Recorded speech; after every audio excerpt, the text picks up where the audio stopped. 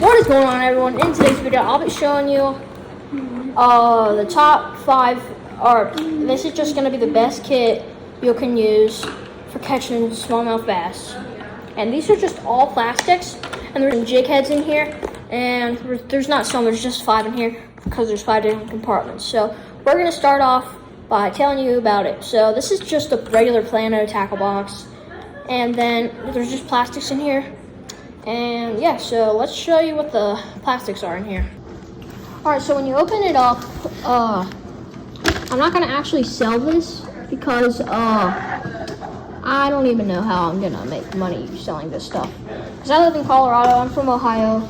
We were originally trying to catch smallmouth in Ohio, so I decided to make my own smallmouth fishing kit. So starting off over here, we got this really good grub that's really good for smallmouth. For me, theoretically, I've never caught a smallmouth, ever. But my dad and Colt have. But all I know is these are really good for smallmouth. So what you do is, I'm also going to show you how to jig head some of this stuff too. So, yep, so we got these grubs right here. And then moving on over here in the main compartment, we have these really good crawdads. And a guy named Mike taught me some good stuff for catching smallmouth when we lived in Ohio. And then he told me to use these crawdads, so he gave me a pack of them, which is really cool. And then back here, let me just get all these jig heads out. Yeah, this is a tiny compartment because I found this at Walmart. And then might as well just say, I put a little Jesus in here. I don't know, because I just think they're really awesome and they're good because Jesus will always give you great catches for fish. So I got 4 jig heads in here. I mean 5. So they're just these really good jig heads. There's 4. I put 4 whites in there, 1 green, because I don't know why I put a green one in here. I was trying to put all white in there until a green one got mixed up. So yeah, these are the jig heads that I use. And then I'll show you how to rig up this grub right here.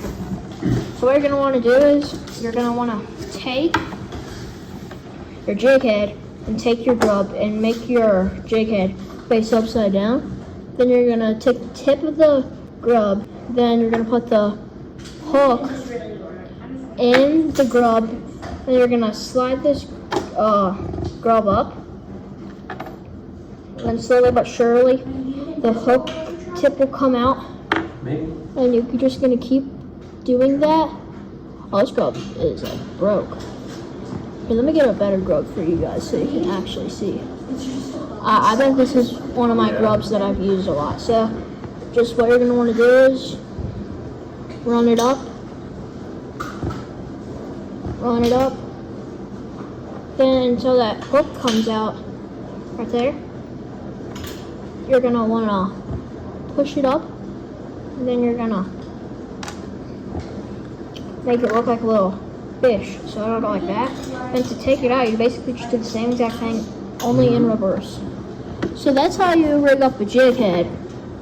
And for me, I do not know how to rig up a crawdad because I do, except I don't have the right hooks for crawdads in here because I ran out of room. So if I were you guys, I would put some crawdad jig heads in there as well. So, and right here we have the same exact grub right here, except it's just a different color. And then right here I have a crawdad right here, which is really good for smallies. And I think catching these will just make really good bait or plastics for smallmouth. I think these are like the best plastics to use for smallies.